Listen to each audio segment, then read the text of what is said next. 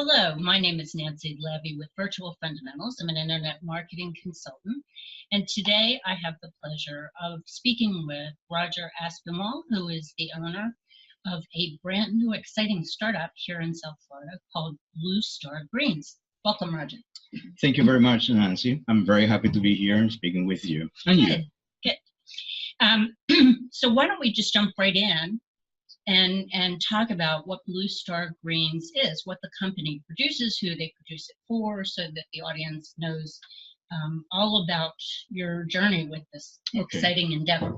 I appreciate that very much.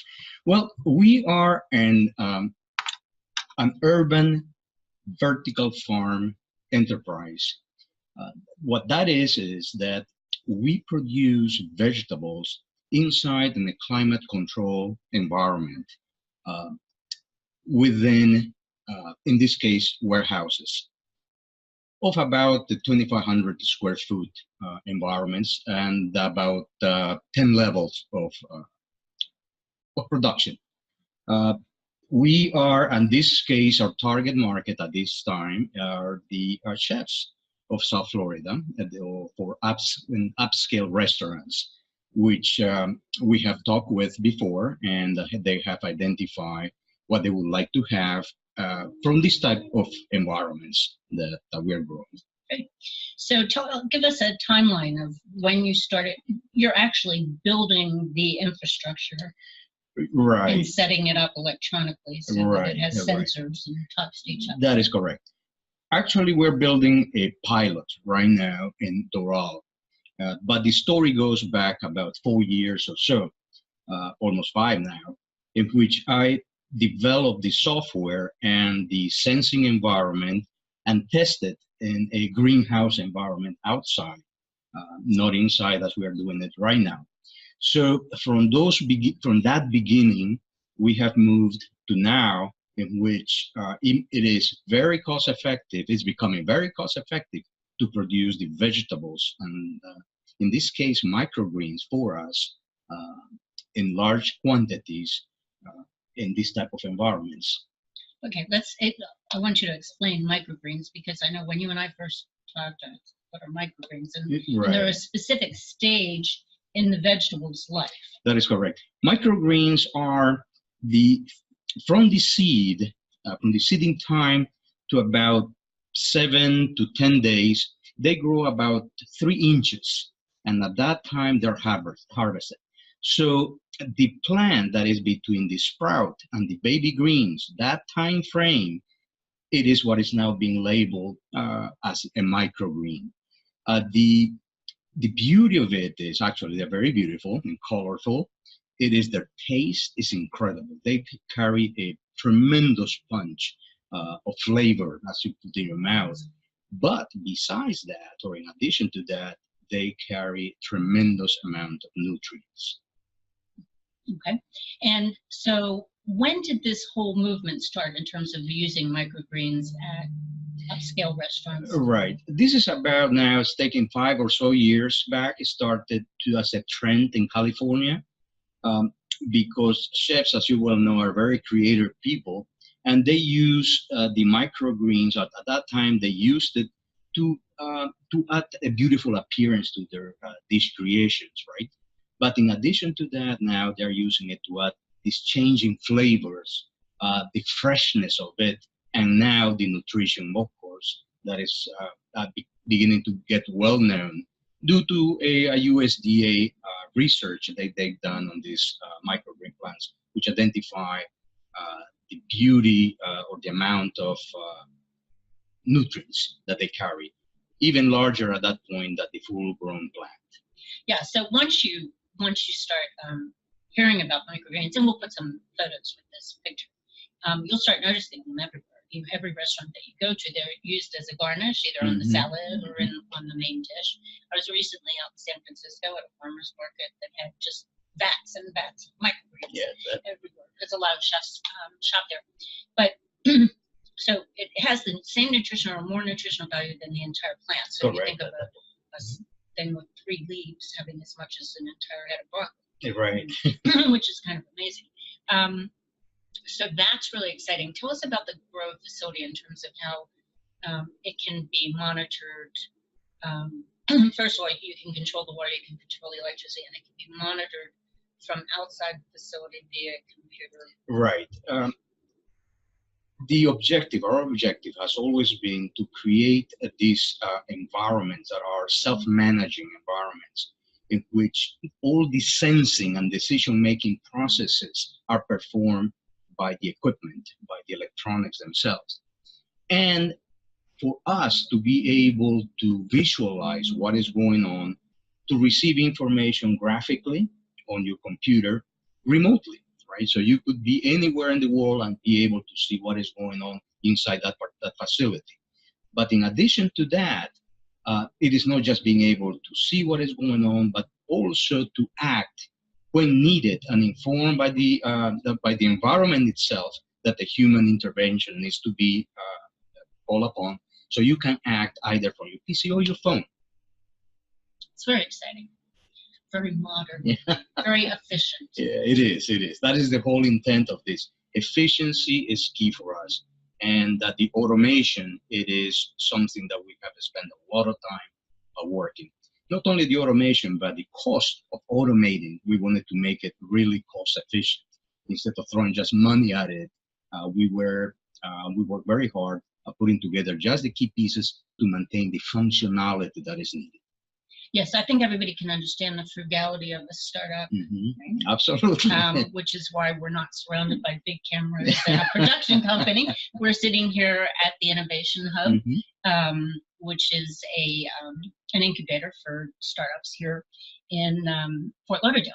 And but we did want to get the message out, and hopefully you'll follow along as this continues and see the progress. But so when do you expect to be planting and your first harvest will take place?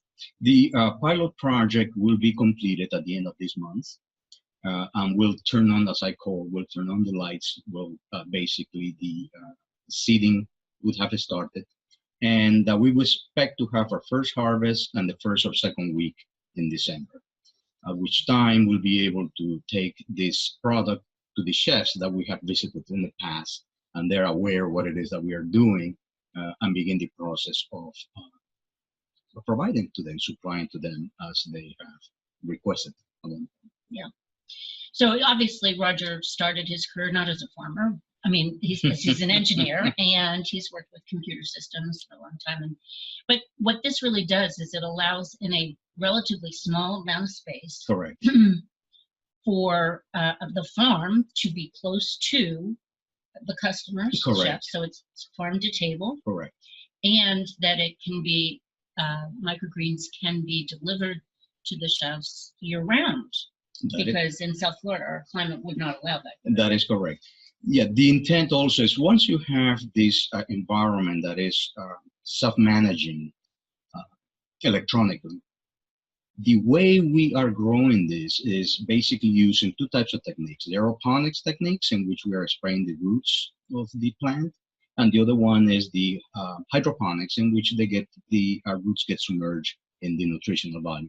And that depends on what type of seed you are working and the duration of their growth.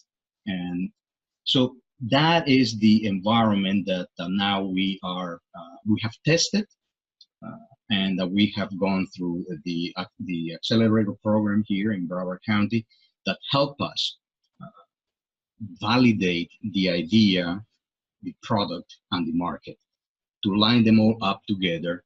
And I tell them it was very rigorous. It was very hard to go through all of that. We spoke to about 100 people to get to that point of validation.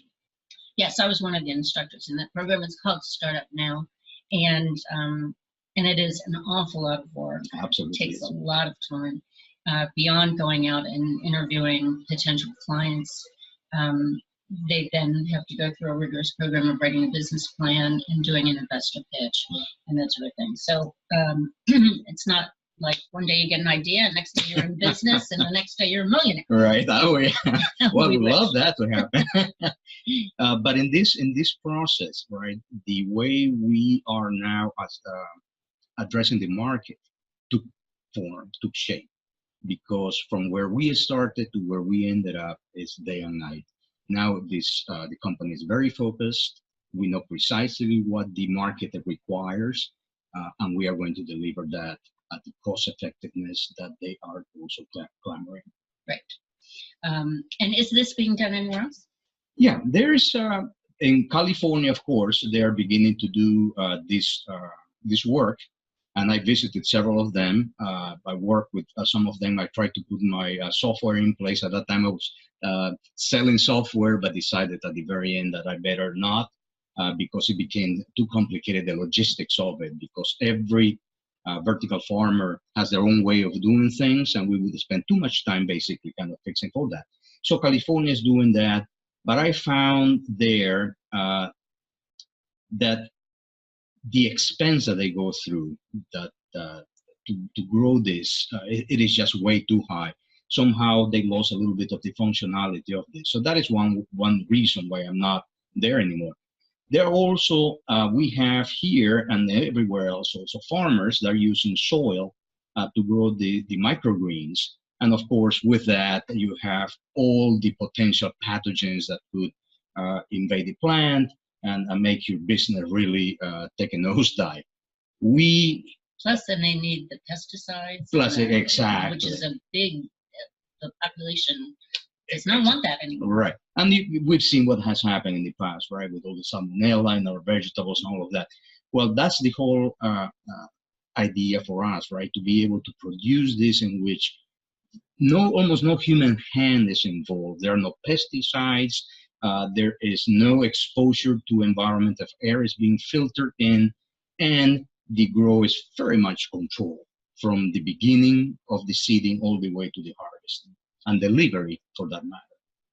So to help people visualize the grow center, because we're not yet doing video tours of it. So, and because it's going to be replicated down the line, so this is all going to be very specific, so that when we want to set up center 2 or center 15 or center 20 or center 250, that it's all very automated. We know exactly what sizes and where to drill the holes, and it's sort of like a Lego put together. Yes, you explained it perfectly. But it's inside and then it's covered.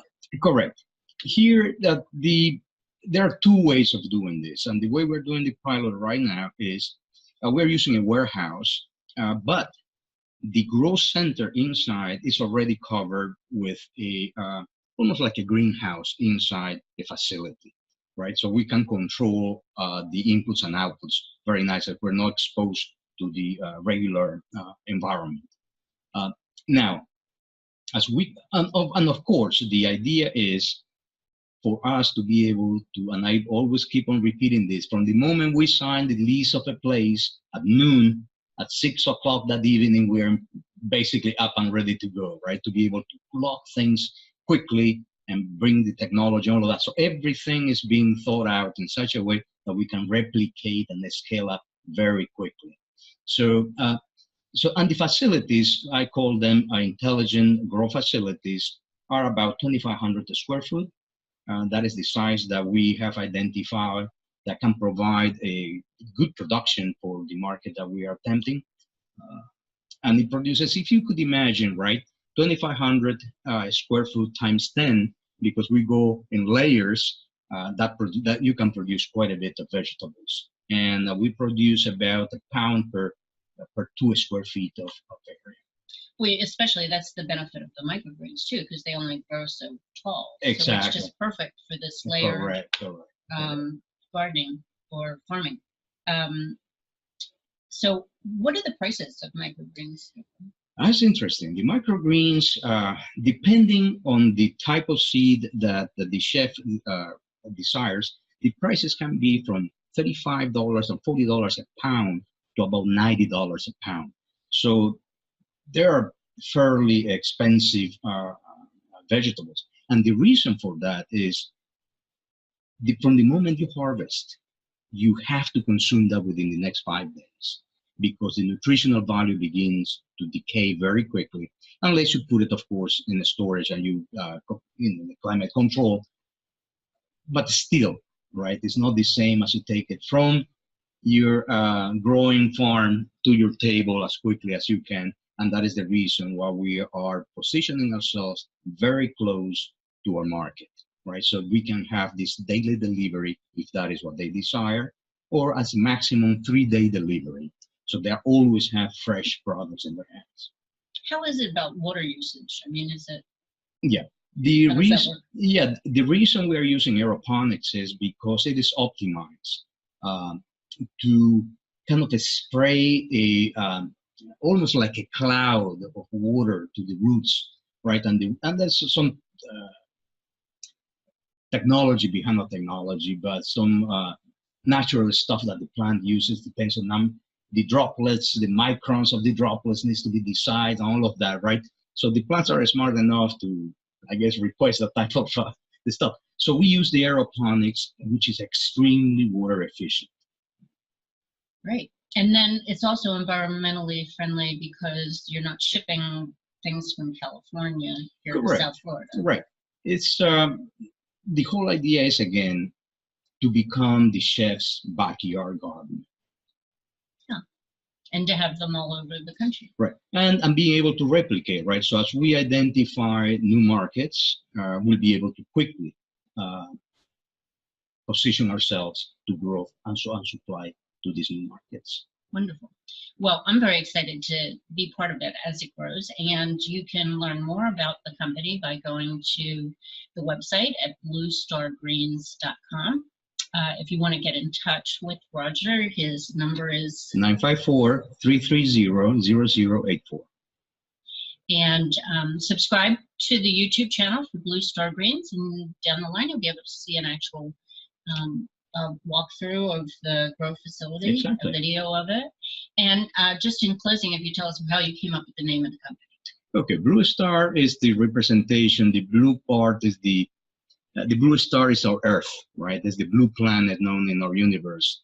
And of course, the greens, which are what give us the life that we're having right now. Wonderful. Thank you for joining us, and we hope to see you again soon. Take care.